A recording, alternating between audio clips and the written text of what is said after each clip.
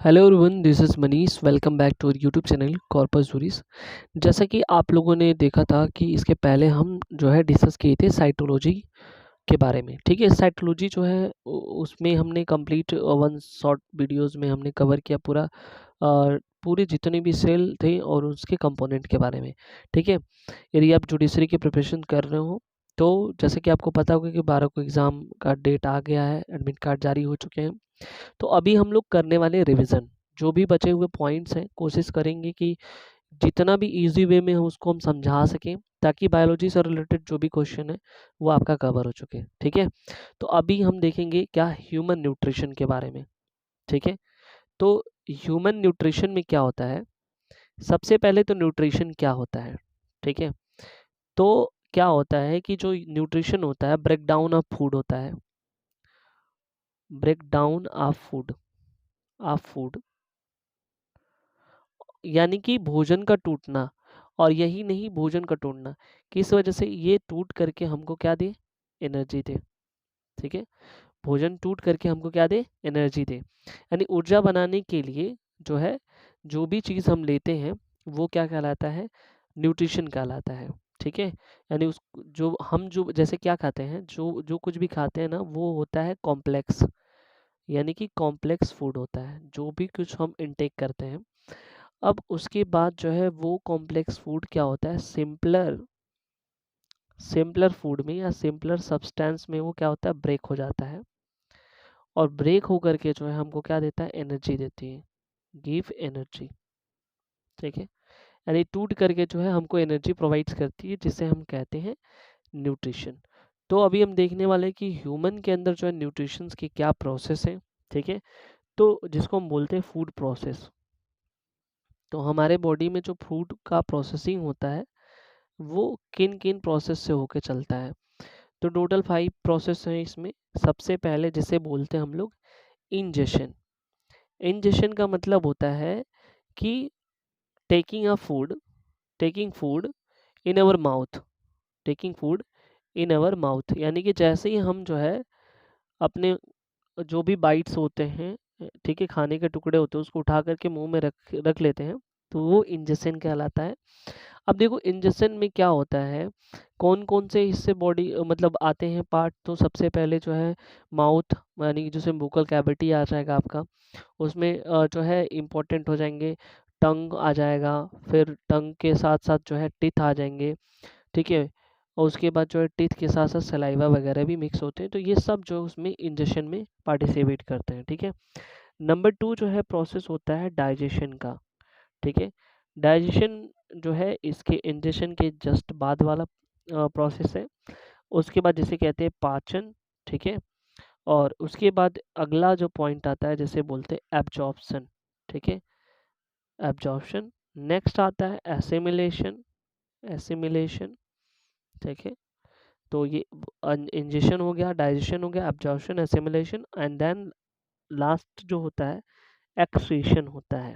ठीक है, तो ये प्रोसेस इसके होते हैं। अभी हम देखेंगे मेन पॉइंट हमारा जो चीज़ थी आज का, वो है न्यूट्रिशन। ठीक है, तो न्यूट्रिशन हमने देखा कि ब्रेकडाउन ऑफ फूड, ठीक है, को ही न्यूट्रिशन करते हैं और वो हमको एनर्जी देता है। और एक चीज़ याद रखना, जो हमारी बॉडी में एनर्जी सेव होती है वो एटीपी के फॉर्म में होती है। वो 34 एटीपी के नियर अबाउट होती है। एटीपी का फुल फॉर्म होता है एडिनोसिन। ठीक है, adenosine try phosphate. Adenosine try phosphate. तो ये याद रखना, इसका फुल फॉर्म भी आपसे पूछ सकता है। ठीक है, न्यूट्रिशन में, ये न्यूट्रिशन को बोलते हैं, जिनको हिंदी में, हिंदी भी देखते चलते हैं, इसको बोलते हैं पोषक तत्व। ठीक है, तो जब भी न्यूट्रिशन होता है तो ये दो हिस्से में ये ब्रेक डाउन होता है, यानी कि दो टाइप से होते हैं। ठीक है, एक चीज़ तो होता है कि ऑर्गेनिक कंपाउंड का न्यूट्रिशन हो सकता है। ठीक है, एक हो सकता है ऑर्गेनिक कंपाउंड। ठीक है, ऑर्गेनिक कंपाउंड को हम हिंदी में बोलते हैं कार्बनिक कार्बनिक यौगिक। ठीक है, कार्बनिक यौगिक। दूसरा जो नंबर आता है वो होता है इनऑर्गेनिक इनऑर्गेनिक कंपाउंड। ठीक है, जिसे बोलते हैं अकार्बनिक यौगिक। अब एक चीज़ ध्यान से देखना कि पहली बात तो ये क्या है, कार्बनिक यौगिक क्या होते हैं और अकार्बनिक यौगिक क्या होता है। तो ऐसे कोई भी कंपाउंड जो कार्बन से रिलेटेड जो कार्बन उसमें एसेंशियल एलिमेंट होना चाहिए जिनसे बना हो, तो वो कार्बनिक कंपाउंड हो जाएंगे। और अगर अदर देन कार्बन होगा तो वो अकार्बनिक हो जाएंगे। ठीक है। तो जो ये जो कार्बनिक जो यौगिक होता है, ये हम लोग ज़्यादा मात्रा में खाते हैं। ठीक है। यानी कि ये जो कार्बनिक यौगिक है, जो ऐसे सोच लो कि लर्न करने के लिए जो हम लोग ज़्यादा मात्रा में, जो ज़्यादा अमाउंट में खाते हैं। सोच लो, जैसे कोई भी खाना वाना खाते हैं, दाल चावल जो भी खाते हैं, वो सब जो है यही इसी फॉर्म में है। तो जो ज़्यादा खाओगे वो अमाउंट क्या कहलाएगा, वो जो है कार्बनिक वाला होगा। और जो बहुत कम अमाउंट में हम लेते हैं, जो बहुत कम अमाउंट में कम अमाउंट में लेते हैं, ठीक है, तो वो क्या कहलाएंगे, वो कहलाएंगे आपके इनऑर्गेनिक वाले। तो ये दो हिस्से में हमने डिवाइड किया। साथ साथ जो है अब हम देखते हैं कि ये वाले इस वाले को जो हम लोग ज़्यादा मात्रा में खाते हैं उसे कहते हैं मैक्रो न्यूट्रिएंट, या जो हम ज़्यादा मात्रा में लेते हैं उसे बोलते हैं माइक्रो न्यूट्रिएंट। जिसकी जो हम कम अमाउंट में लेते हैं उसे माइक्रो न्यूट्रिएंट्स बोलते हैं। आई होप ये चीज़ें आपको अच्छे से क्लियर होंगी। अगर कोई भी डाउट हो तो आप कमेंट सेक्शन में कमेंट करके ज़रूर से ज़रूर बताएं, फिर हम आगे चल के इनको चीज़ों को हम डिवाइड करते हैं। ठीक है।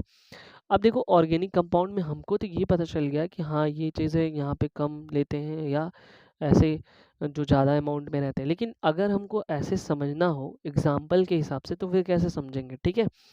तो हम एक काम करते हैं, ऑर्गेनिक कंपाउंड और इनऑर्गेनिक कंपाउंड के कुछ एग्जांपल्स भी दे लेते हैं। ठीक है। तो जैसे मान लो हम क्या करते हैं डेली लाइफ में या पर डे जो है हम लोग खाना वाना खाते हैं, तो उसमें हम लोग क्या लेते हैं, कार्बोहाइड्रेट लेते हैं, कार्बोहाइड्रेट। ठीक है। तो कार्बोहाइड्रेट को हम क्या ये कह लो कि जिसे बोलते हैं हम लोग नॉर्मली कार्बोहाइड्रेट हिंदी में भी बोलते हैं कार्बोहाइड्रेट। ठीक है। या इसे ये कह लो, जैसे कोई शर्करा ले लो। ठीक है। शर्करा इसमें आ जाएगा। शर्करा क्या होता है, चीनी होता है। ठीक है। और इसका फॉर्मूला होता है C12H22O11। ठीक है। ये भी याद रखना। साथ ही साथ जो है अगर हम देखें यहाँ पे साइड में हम नोट डाउन कर देते हैं ग्लूकोज का। ठीक है। फॉर्मूला होता है C6H12O6। तो ये भी आपको याद होना चाहिए। ठीक है।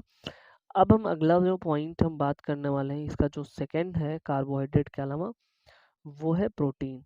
तो प्रोटीन भी जो है, प्रोटीन भी हम लोग लेते हैं। अधिकतर जितने भी पल्स वगैरह होते हैं, जो भी दाल दाल होते हैं जितने भी, वो सब में प्रोटीन की अमाउंट जो है हमको अच्छा खासा मिल जाती है। ठीक है। उसके बाद फैट, फैट भी, ये क्या है, फैट जिसे हम बोलते हैं वसा। ठीक है।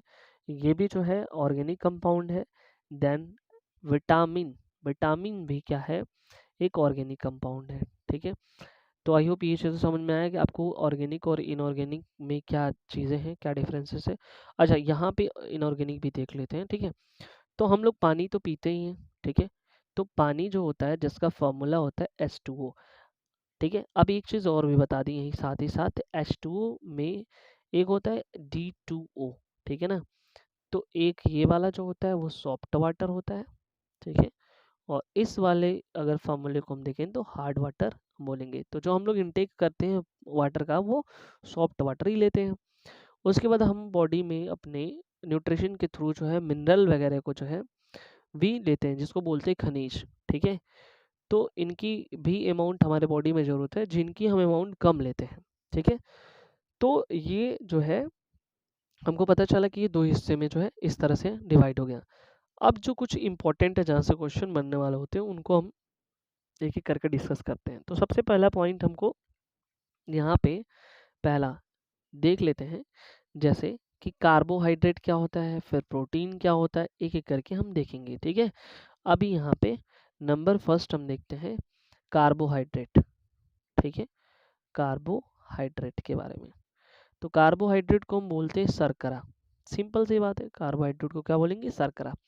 तो सिंपल सी एक चीज़ समझो कि अभी हम एक पॉइंट हमको समझाना है कि जो कोई भी कंपाउंड, यानी कि ऐसा कोई भी यौगिक जो क्या हो, तीन चीज़ों से मिलके बना हो, कार्बन, हाइड्रोजन और ऑक्सीजन।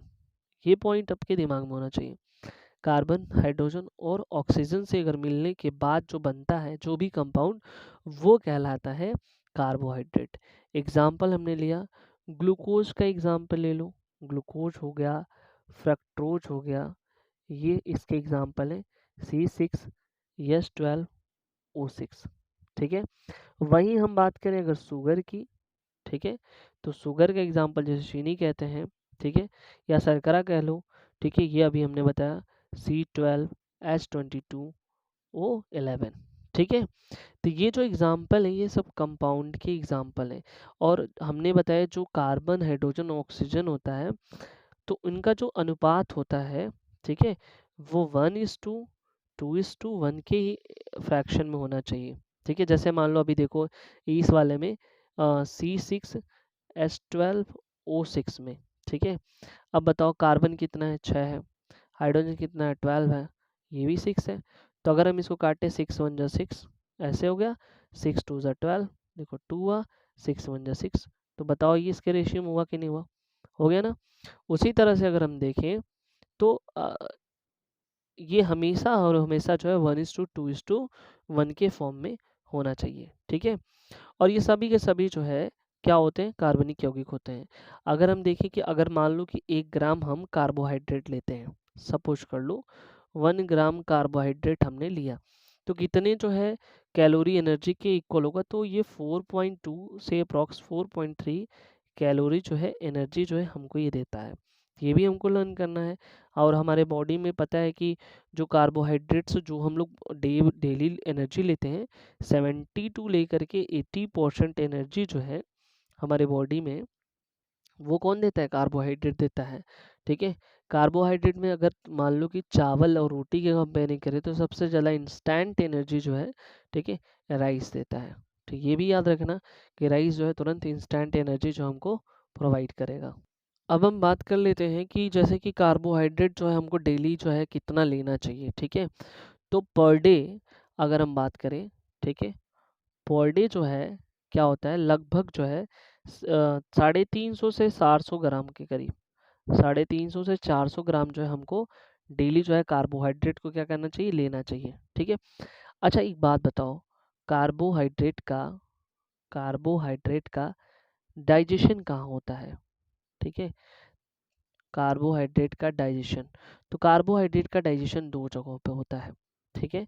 एक तो होता है माउथ में, ठीक है, माउथ में भी कुछ कार्बोहाइड्रेट डाइजेस्ट हो जाते हैं। और एक होता है स्मॉल इंटेस्टाइन, जैसे कहते हो छोटी आंत, ठीक है, ये यहाँ पे भी डाइजेस्ट हो जाता है।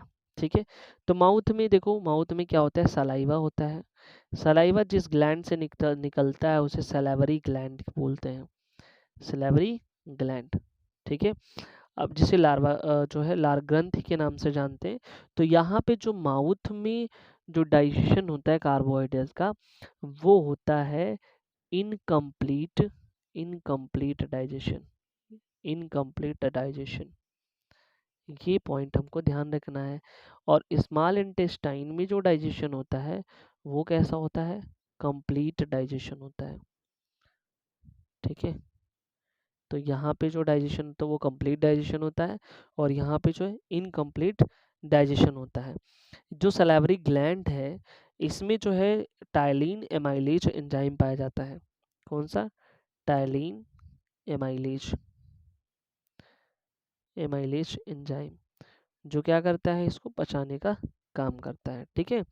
और यहाँ पे कौन सा एंजाइम पाया जाता है, तो यहाँ पे एमाइलेज एंजाइम पाया जाता है। ठीक है। तो ये भी याद रखना हमको कि क्या क्या चीज़ें होती हैं। ठीक है। उसके बाद अगर हम देखें तो कार्बोहाइड्रेट को, जैसे कोई भी चीज़ अगर मेज़र करते हैं तो इसको भी मेज़र करेंगे, कैसे होता है, तो कहा कहा जाता है कि कार्बोहाइड्रेट जो होता है इसका जो मेज़रिंग यूनिट होता है, जो मेज़रिंग यूनिट, ठीक है, कैसे हम लोग मेज़र करते हैं कार्बोहाइड्रेट को, तो वो होता है सैकेराइड। ठीक है, सैकेराइड। तो ये भी पॉइंट हमको याद रखना है। तो सैकेराइड में कौन कौन से होते हैं, बहुत सारे टाइप के होते हैं। एक होता है मोनोसैकेराइड, मोनोसैकेराइड। ठीक है। उसके बाद आता है डाइसैकेराइड। ठीक है। मोनोसेकेराइड हो गया, डाईसेकेराइड हो गया, फिर आता है पॉलीसेकेराइड, पॉलीसेकेराइड, ठीक है, मोनोसेकेराइड, डाईसेकेराइड और पॉलीसेकेराइड, ठीक है। अब एक चीज़ ध्यान से देखना यहाँ पे कि क्या क्या चीज़ें होती हैं। तो मोनोसेकेराइड में आता है ग्लूकोज, ठीक है। मोनोसेकेराइड में हम यहाँ से एक एक करके देखते हैं। मोनोसेकेराइड, ठीक है, हिंदी में लिखना चाहो तो लिख सकते हो मोनोसेकेराइड।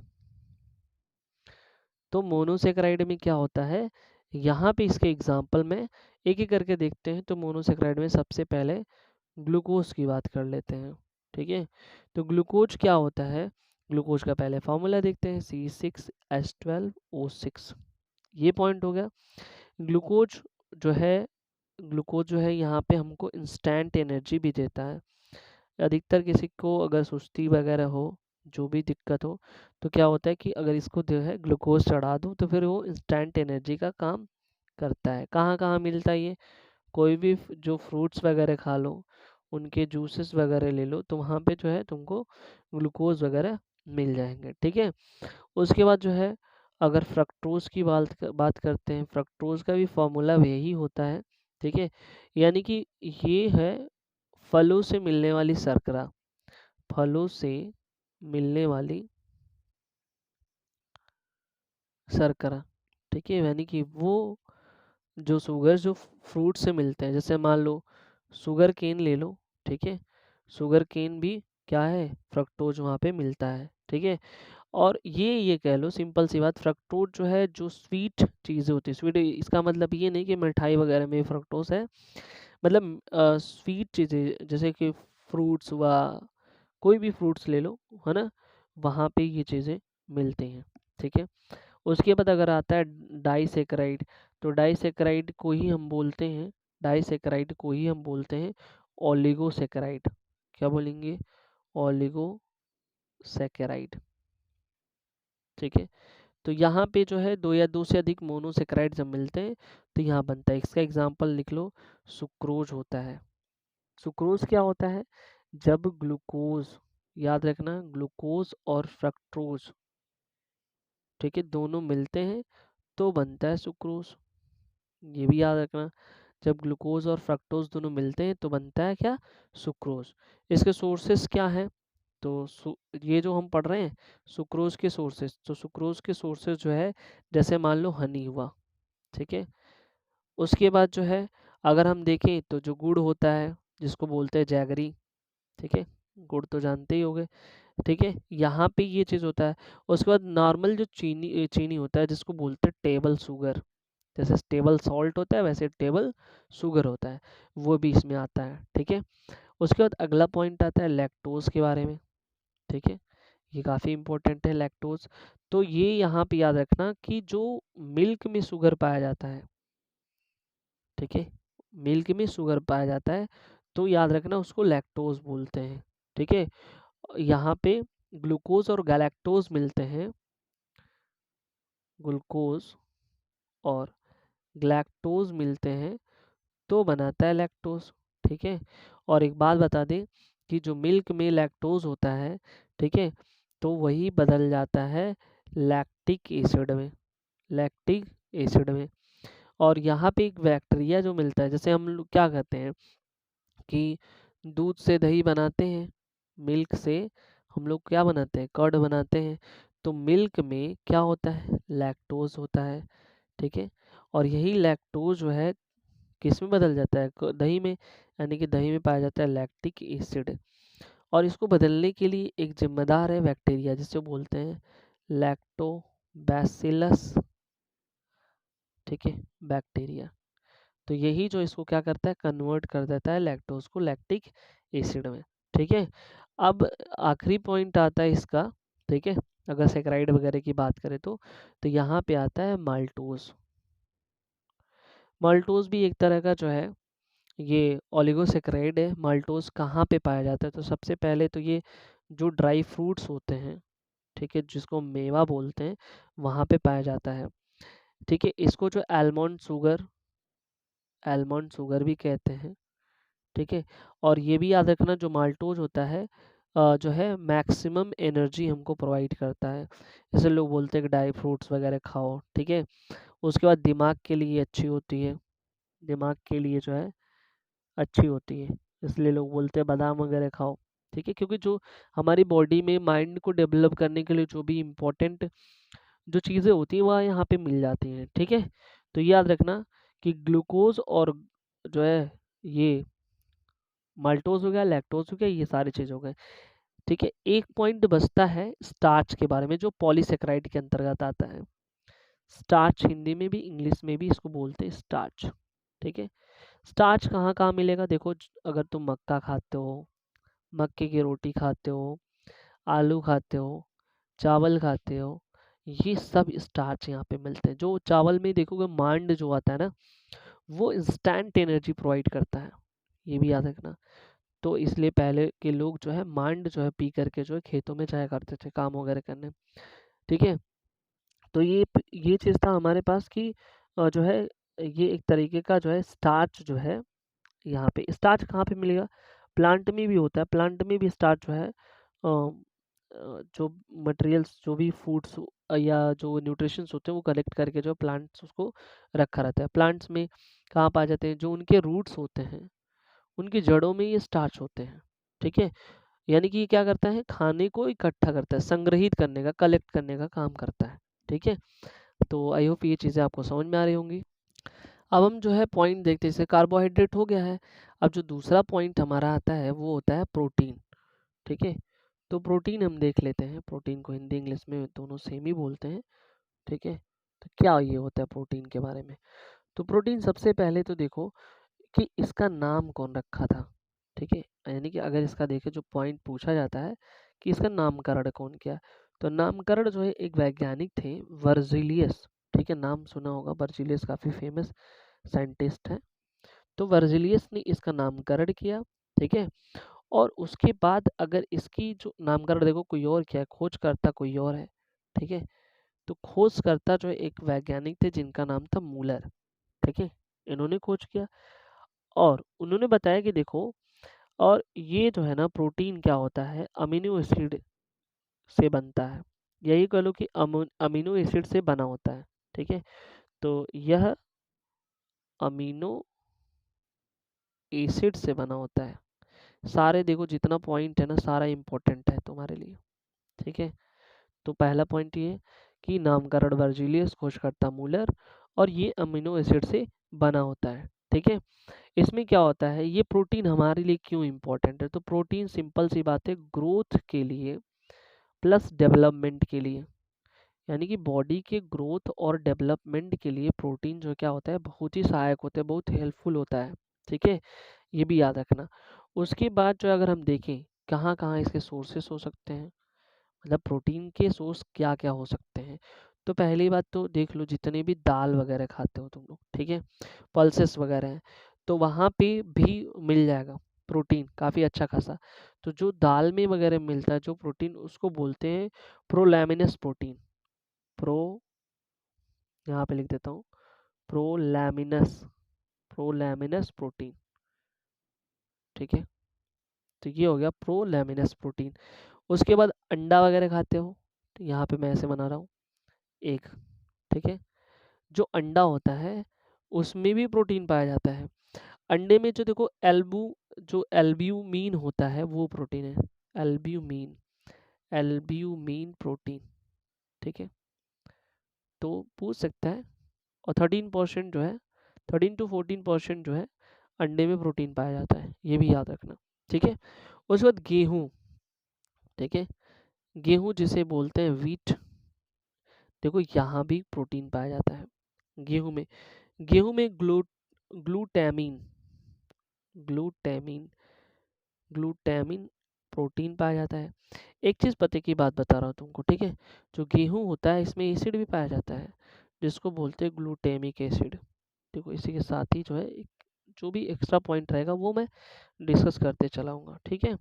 उसके बाद गाजर भी खाते होंगे, गाजर में भी प्रोटीन पाया जाता है, कैरेट, ठीक है। तो कैरेट में जो प्रोटीन पाया जाता है उसे बोलते हैं carotene, carotene, carotene protein, Hindi में भी वही है, कुछ और भी नहीं है, तो ये भी याद रखना। और देखो जो एग्जाम्पल, जो इम्पोर्टेंट क्वेश्चन है, ठीक है, क्योंकि हमारे एग्जाम में ना इस टाइप के क्वेश्चन पूछे, जैसे मान लो तुम्हारे हेयर में भी प्रोटीन पाया जाता है, नेल में भी प्रोटीन पाया जाता है, मतलब प्रोटीन से बना होता है। तो ये क्वेश्चन पूछता है कि किस टाइप का प्रोटीन है, तो यहाँ पे अल्फा केराटीन प्रोटीन पाया जाता है, अल्फा केराटीन प्रोटीन, ठीक है, ये याद रखना, अल्फा केराटीन प्रोटीन जो है पाया जाता है। और फिर तो ये दिमाग में आएगा भाई बीटा केराटीन प्रोटीन क्या होता है, कहीं ये भी होता है।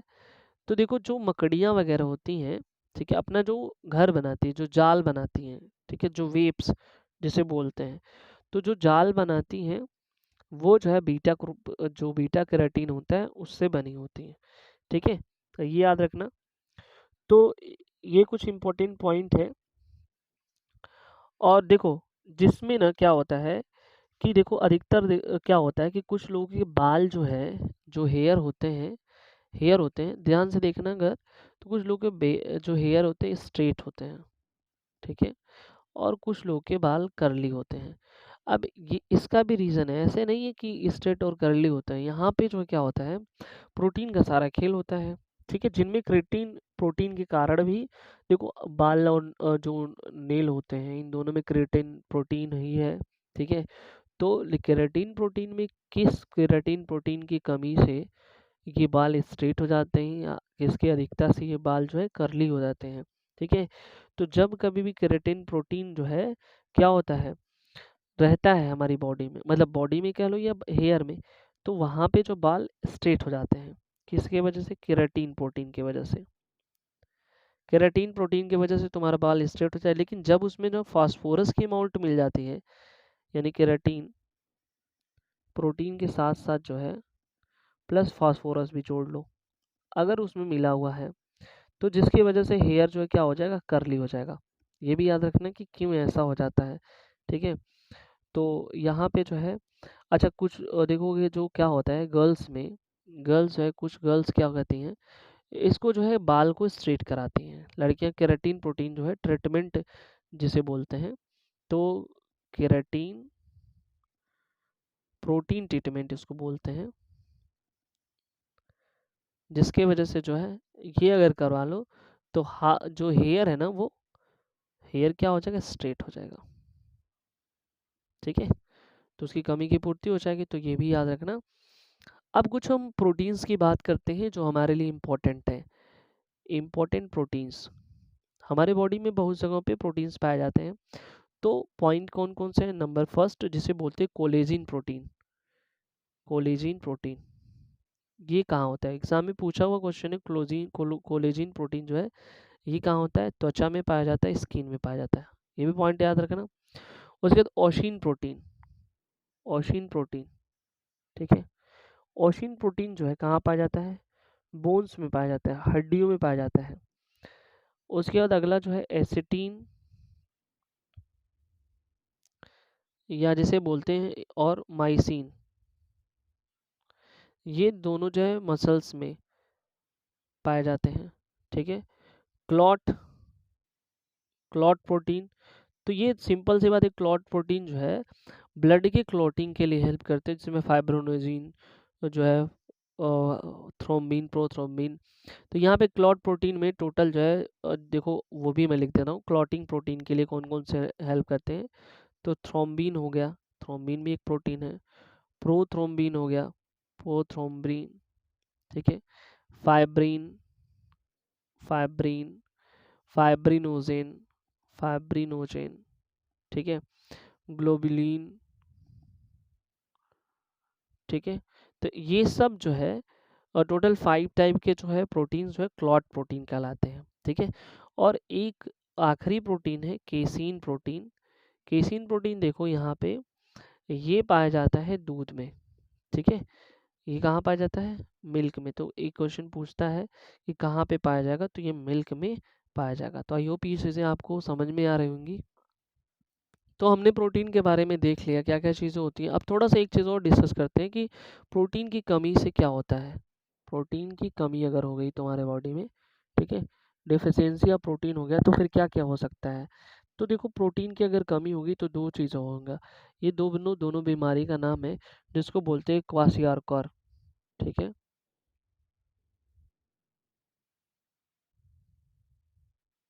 एक बीमारी का नाम है क्वाशियारकर, दूसरे का नाम है मैरस्मस। ठीक है, प्रोटीन की कमी से ये होने वाले रोग हैं। ठीक है, तो क्वासारकर किन किन के बीच होता है, बच्चे में, बूढ़े में, किस में होता है। तो सबसे पहले ये बच्चों में होता है, छोटे बच्चे जो होते हैं, चाइल्ड, जो 2 से 5 साल की एज के वाले बच्चे हों। ठीक है, 2 से 5 साल की एज में जो है आने वाले बच्चे होते हैं, उसमें होता है। अच्छा, इसमें क्या होता है, पहले तो भूख लगना बंद हो जाएगा। ठीक है, भूख लगना इसमें क्या हो जाएगा, बंद होने लगेगा। और उसके बाद जो उनके बाल है ना, हेयर, हेयर क्या होंगे, टूट करके गिरने हो जाएंगे, मतलब गिरने लग जाएंगे, होने हो जाएंगे नहीं। ठीक है, हेयर फॉल होने लगेंगे। और उनके पेट जो है ना, पेट बड़ा हो जाएगा, पेट बड़ा होने लगेगा। ठीक है, थोड़ा सा निकला हुआ प्रतीत होगा। तो ये इसका ये चीज़ है। मैनसमेस में से पॉइंट देख लेते हैं, ये 1 से 2 साल के 2 साल के एज के बच्चों में होता है। 1 से 2 साल का बच्चा काफ़ी छोटे होते हैं। ठीक है, और ये मेंटली जो है, इसमें क्या होता है मैरस्मस में, जो अगर इनकी कमी हो गई तो ये मेंटली जो है स्ट्रांग नहीं होता है। इनके जो डेवलपमेंट होता है, विकास विकास होता है, वो क्या होता है, रुक जाता है। मेंटली डेवलपमेंट जो है रुक जाता है। ठीक है, और इनके जो बॉडी होता है वो रिंकल्ड हो जाता है। रिंकल्ड का मतलब हुआ टेढ़ापन हो जाएगा, कहीं से कहीं भी मुड़ा हुआ अगर हो सकता है। ठीक है, तो ये भी याद रखना। और इनको जो है एनीमिया हो जाती है, एनीमिया हो जाती है। तो ये दो इम्पोर्टेंट जो इसके डिजीज़ हैं। ये तब की बात है जब प्रोटीन की कमी होती है। तो पता है कि हमारे बॉडी में किसी चीज़ की कमी भी दिक्कत करती है और अधिकता भी दिक्कत करती है। ठीक है, तो अगर बॉडी में एक्सेस हो जाए, एक्सेस ऑफ प्रोटीन, यानी कि प्रोटीन की अधिकता हो जाए, सोच लो प्रोटीन की अधिकता हो जाए, तो फिर क्या होगा, प्रोटीन की अधिकता हो जाएगी तो फिर इससे भी दिक्कत होगा। ठीक है, तो क्या क्या चीज़ होगी, सबसे पहले देखो ब्रेकडाउन होगा। ब्रेकडाउन किसका, अमोनिया का। ठीक है, ये पता है अमोनिया है। फिर ये क्या होगा, लीवर में जाएगा, लीवर में यूरिया बनाएगा। यूरिया, यूरिया का भी फॉर्मूला तुमको याद होना चाहिए, वो होता है NH2CO NH2 में कन्वर्ट कर देगा, ये यूरिया में कन्वर्ट हो जाएगा। और यही किडनी, यानी कि अगर बॉडी में क्या हुआ, प्रोटीन ज़्यादा मात्रा में बन गई, ठीक है, तो वो टूट करके अमोनिया के फॉर्म में आएगा। एक्चुअली में प्रोटीन जो है एमीन फॉर्मूले से, ये एमिनो एसिड पहले ही बना है, इससे बनता है। ये कन्वर्ट होकर यूरिया इस फॉर्म में जाएगा, और जैसे ही वो जाएगा यूरिया तो हमारे किडनी में पहुंचेगा। ठीक है, और किडनी में जा करके जो है उससे मिल जाएगा, जिसके वजह से जो है वहाँ पे काफ़ी जो है जमा होने लगेगा, काफ़ी अमाउंट में। आगे चल करके जो है किडनी जो है फट भी सकती है, फट जाती है, जिसके वजह से जो है सिंपल सी बात है कि ये जो है क्या होता है कि एक्सेस अमाउंट भी हमारे लिए काफ़ी जो है हार्मफुल है। ठीक है, आई होप ये चीज़ समझ में आया। तो हमने देखा पहला कार्बोहाइड्रेट, दूसरा प्रोटीन। ठीक है, अब हम तीसरे पॉइंट पे आते हैं, फैट, जिसे बोलते हैं वसा। क्या होता है फैट, ठीक है, ये सिंपल जो है लिपिड्स होते हैं। ठीक है, जो क्या होता है कि किससे मिलकर बना होता है, जो फैटी एसिड से मिलकर बना होता है। सीधी सीधी छोटी सी बात, फैटी एसिड से मिलकर के बना होता है। और दूसरी बात, ये एक ऑर्गेनिक कंपाउंड होते हैं। अभी हमने पढ़ा था कि जो लोग हम एक्सेस, जो चीज़ें हम एक्सेस अमाउंट में खाते हैं, खाना वाना, वो होता है। और ये एनर्जी कंपाउंड सबसे, मतलब ये कह लो कि सबसे ज़्यादा, सबसे अधिक एनर्जी देने वाला यौगिक है। अधिक, सॉरी, एनर्जी देने वाला यौगिक, याद रखना। ठीक है, तो यहाँ पे फैट किससे किससे मिलके बना होता है, फैट इक्वल टू होता है ग्लिसरॉल प्लस फैटी एसिड। देखो भाई, अगर ये ध्यान से देखते हो लेक्चर में तो सफिशियंट है, अगर ये सब पूछा जाए तो। ठीक है, याद रखना यहाँ पे। तो ये होगा फैट में तुम्हारा क्या क्या चीज़ें हो गई, ये दोनों होंगे। ठीक है, अच्छा, इनके फैट जो होते हैं क्या होते हैं, जो भी फैट होते हैं ना पानी में घुलते नहीं है, जैसे नॉर्मली डालडा वगैरह ले लो तो वो एक तरह का फैट ही होता है। तो ये क्या होता है, हाइड्रोफोबिक होते हैं। हाइड्रोफोबिक का मतलब होता है, हाइड्रो का मतलब होता है वाटर, फोबिक का मतलब होता है हेटिंग, या इसको बोलते हैं फियर, पानी से डर लगना या दूर भागना। ठीक है, तो ये हाइड्रोफोबिक हो गया। ठीक है, इसमें भी सैचुरेटेड होते हैं, अनसैचुरेटेड, उतना हमको नहीं पढ़ना है इतना डीप में, सैचुरेटेड अनसैचुरेटेड में, बस हमको ये समझना है कि इनकी कमी से क्या होने वाला है। अगर मान लो बॉडी में जो है फैट की कमी हो गई है तो फिर क्या होगा, फिर जा और एक्सेस अमाउंट में हो गया, यही देख लेते हैं एक्सेस भी अधिकता दोनों। तो सबसे पहला काम है यहाँ पे वर्किंग कैपेसिटी घटने लगेगी, काम करने की क्षमता, वर्किंग कैपेसिटी जो है यहाँ पे डिक्रीज करने लगेगी। ठीक है, उसके बाद बॉडी में जो है सूखापन आने लगेगा, बॉडी में क्या होगा, ड्राइनेस आने लगेगा। जिनके बॉडी में ड्राइनेस है ये समझ लेना कि उनके पास जो है फैट की कमी है। एक्सेस अमाउंट में क्या होता है, जैसे ही तुम्हारी बॉडी में फैट की मात्रा बढ़ेगी फिर ओबेसिटी का शिकार हो गए, यानी कि मोटापा हो जाएगा, मोटापा बढ़ेगा। ठीक है, अगला पॉइंट यहाँ पे, इसको एक चीज़ देखो, अगर मोटा ओबेसिटी को भी मेज़र करते हैं जिसे BMI बोलते हैं, बॉडी मास इंडेक्स के हिसाब से, और जैसे ही मोटापा बढ़ा है फिर उसके हिसाब से फिर बहुत सारे रोगों का ये जड़ हो जाएगा। ठीक है, तो ये पॉइंट है। तो इस तरह से जो है हम लोगों ने देखा फैट, प्रोटीन, विटामिन, इससे ज़्यादा इससे नहीं आएगा। विटामिन भी अभी नहीं देखे तो विटामिन भी हम डिस्कस कर लेते हैं। देखो विटामिन, ठीक है, देखो विटामिन ना बहुत इंपॉर्टेंट पॉइंट है। ठीक है, सबसे पहले तो इसके खोजकर्ता कौन है, कौन खोजा था, यहाँ से क्वेश्चन पूछता है। तो होपकिंग नामक एक वैज्ञानिक थे ना, वो खोजे थे इसके। ठीक है, लेकिन नाम कोई और दिया था, नाम देखो कौन दिया था, फंक ने इसका नाम दिया था। ठीक है, देखो ये हमें एनर्जी नहीं देती है। ठीक है, ये हमारी जो भी जैविक क्रियाएं होती हैं, हमारे बॉडी में जो बायोलॉजिकल रिएक्शंस होते हैं, जैविक क्रियाओं का संतुलन करती है, क्रियाओं का संतुलन करती है, ये हमको एनर्जी प्रोवाइड्स नहीं करती है। ठीक है, अब देखो अगर हमारे बॉडी में इसकी डेफिशिएंसी हो जाती है तो जो जैसे ही हमारी जो बायोलॉजिकल रिएक्शन है वो इम्बैलेंस हो जाती है, बायोलॉजिकल जो रिएक्शन है वो इम्बैलेंस हो जाती है, जिसके वजह से जो है हमें बीमारी हो जाती है। ठीक है, तो फोकस हमको यहाँ करना है कि एग्ज़ाम में पूछता है कि कौन से ऐसे जो विटामिन हैं, ठीक है, तो कौन से ऐसे विटामिन हैं जो पानी में घुलने वाले हैं और कौन से ऐसे विटामिन हैं जो पानी में नहीं घुलते हैं। ठीक है, तो एक जो होता है सॉल्युबल इन वाटर, मतलब पानी में घुलनशील, और एक जो है सॉल्युबल इन फैट, वसा में घुलनशील, ये पानी में। तो हमको एक चीज़ याद रखना है, एक एग्जाम्पल हमको, और एक जैसे ट्रिक के माध्यम से, ट्रिक ही समझ लो, क्या होता है केडा, केडा, इसको याद कर लो, केडा को। तो केडा से याद होगा कि ये वाले जो होते हैं ना ये फैट में घुलनशील होते हैं। ठीक है, विटामिन के, vitamin E, vitamin D, vitamin A. तो फैट वाले कौन से हैं, के, ई, डी, ए, केडा हो गया। इसके अलावा जो बचेगा ना वो वाटर सॉल्युबल होंगे, तो वाटर सॉल्युबल केवल बी बचा है और सी बचा है। तो क्वेश्चन पूछता है कि वाटर सॉल्युबल जो होते हैं वो कौन से हैं, तो वाटर सॉल्युबल जो विटामिन है वो है बी एंड सी, और जो फैट सॉल्युबल है वो क्या है, के, ई, डी, ए। ठीक है, अच्छा एक बात बताओ, जो ये भी याद रखना, ये जो बी एंड सी है ये कैसे कॉम्प्लेक्स हैं, कॉम्प्लेक्स विटामिन को कहा जाता है।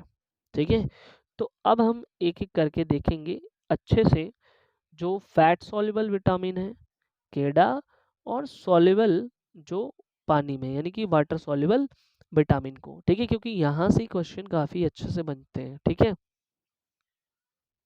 तो अभी हम देखने वाले हैं फैट सॉल्युबल विटामिन के अंदर किसको, केडा को। केडा में क्या होता है, सबसे पहले हम विटामिन ए की बात करने वाले हैं, विटामिन ए।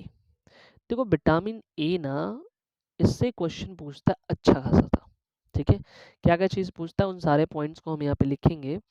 तो सबसे पहला काम ये है कि विटामिन ए का जो केमिकल नेम होता है ना, वो हमसे पूछा जाता है एग्जाम में अच्छा खासा। तो याद रखना, इसका नाम होता है रेटिनॉल। हिंदी इंग्लिश दोनों में यही बोलते हैं, रेटिनॉल। इसका नाम क्या है? रेटिनॉल है। ठीक है। उसके बाद एक चीज़ और ध्यान से समझना है कि कहाँ कहाँ ये पाया जाता है, इसके सोर्सेस क्या होते हैं। ठीक है। जैसे बोलते हैं स्रोत। स्रोत देखो, गाजर में पाया जाएगा, मेथी, चना, ठीक है, जो भी ग्रीन वेजिटेबल्स हैं, ग्रीन वेजिटेबल्स, उन सब में जो है ये पाया जाता है। तो ये भी याद रखना। इनकी कमी से जो रोग होते हैं, ठीक है, सब देखो जो इम्पोर्टेंट है वो मैं बताते चल रहा हूँ। तो दो बेसिकली रोग हैं इसके। पहला नंबर होता है नाइट ब्लाइंडनेस, नाइट ब्लाइंडनेस, जिसे बोलते हैं हम लोग रत्ता औंधी। ठीक है, रत्ता औंधी। और ये काफ़ी इम्पोर्टेंट जो दूसरा वाला जीरो पैथलामिया, काफ़ी बार पूछा गया है एग्ज़ाम में। ठीक है, जीरो पैथैलेमिया। ठीक है, जीरो पैथलेमिया भी बोलते हैं, जीरो पैथेलेमिया। इसमें क्या होता है, आंसू जो होते हैं ना वो सूख जाते हैं। ठीक है, या ये कह लो कि इसमें आंसू की यानी टीएस ऐसे लिखते हैं, टीएस की क्या होती है, कमी हो जाती है। ठीक है, तो टीएस की कमी हो जाएगी तो फिर ये वाले बीमारी हो जाएंगे। ठीक है, उसके बाद ये हो गया तुम्हारा विटामिन ई हो गया। अब हम बात कर ले विटामिन डी की। विटामिन डी की, विटामिन डी का जो केमिकल नाम है इसको बोलते हैं कैल्सीफेरॉल। कैल्सीफेरॉल, तो ये भी याद रखना, कैल्सीफेरॉल हो जाएगा।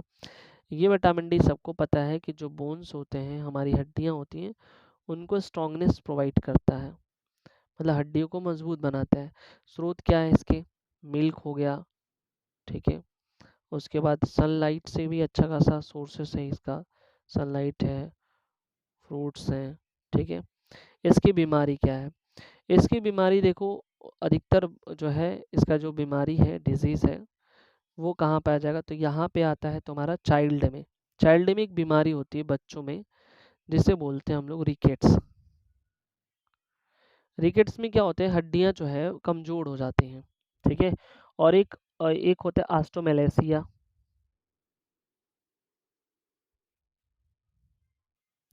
ऑस्टोमेलेसिया जो एडल्ट में होता है, बोन्स में कमजोरी हो जाती है। ठीक है, और ऑस्टोफोरोसिस भी होता है जो भी इसी से रिलेटेड है। ठीक है, तो विटामिन जो है विटामिन डी को जो है सबसे बड़ा स्रोत जो है क्या होता है, सनलाइट होता है, इसलिए इसको एक और नाम से जानते हैं, सनशाइन विटामिन। इसको जो है सनशाइन विटामिन के भी नाम से जानते हैं। तो हमने देखा कि इसमें विटामिन डी, विटामिन ए, अब हमारे पास बच गया विटामिन ई। ठीक है, विटामिन ए, ई का नाम जो है टोकोफेरॉल है, टोकोफेरॉल, इसका केमिकल नेम टोकोफेरॉल है। सोर्स क्या हो सकते हैं, वाटरमेलन, तरबूज, मेथी, टमाटर, ये सब होते हैं इसके भी।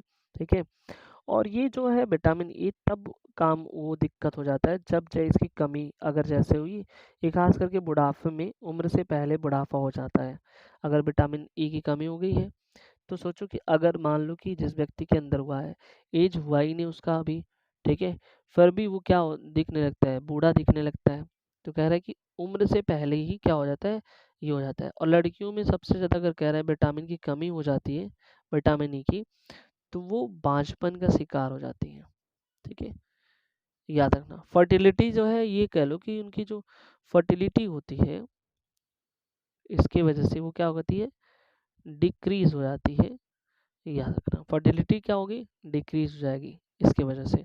ठीक है, और विटामिन ई जो है त्वचा के लिए बेस्ट विटामिन माना जाता है, स्किन के लिए जो है अच्छा विटामिन माना जाता है। ठीक है, अब हम आखिरी विटामिन इसका आते हैं, विटामिन के, जिसको बोलते हैं क्या, फ्लैक्वोनीन। ठीक है, फिलक फिलेक्वोनीन।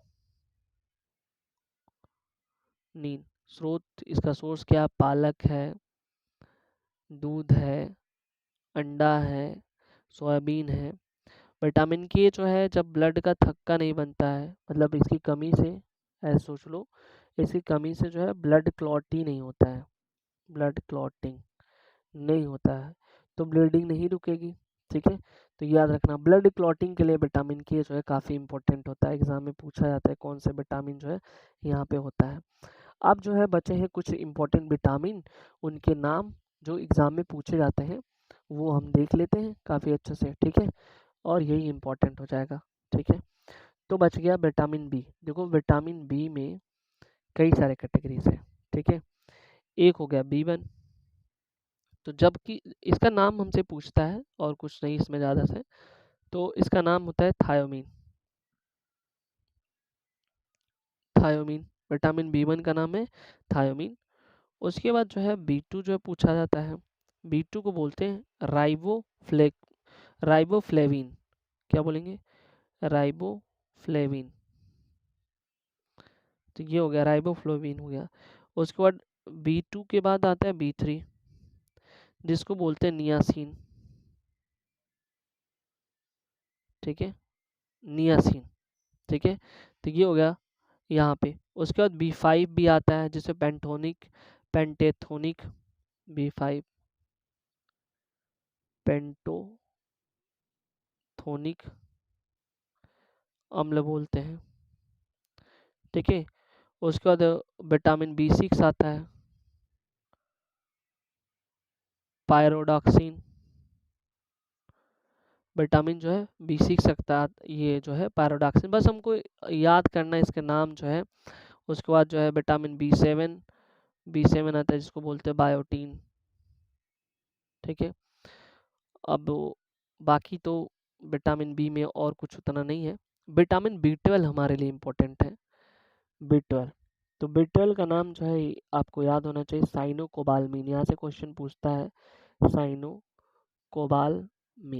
ठीक है, याद रखना साइनोकोबाल्मीन जो है यहाँ पे। इसमें ये पूछता है कि कौन सा जो है इसमें मेटल है, तो कोबाल्ट का इस्तेमाल किया जाता है, मतलब कोबाल्ट इसमें पाया जाता है इस बारे में विटामिन है। इसे जो है ब्लू विटामिन भी कहते हैं, ब्लू विटामिन भी कहते हैं। ठीक है, तो ये चीज़ें हो गई हैं। अच्छा, एक विटामिन और रह गया, विटामिन सी। विटामिन सी, तो विटामिन सी याद रखना एस्कॉर्बिक एस्कॉर्बिक एसिड के नाम से जानते हैं विटामिन सी को।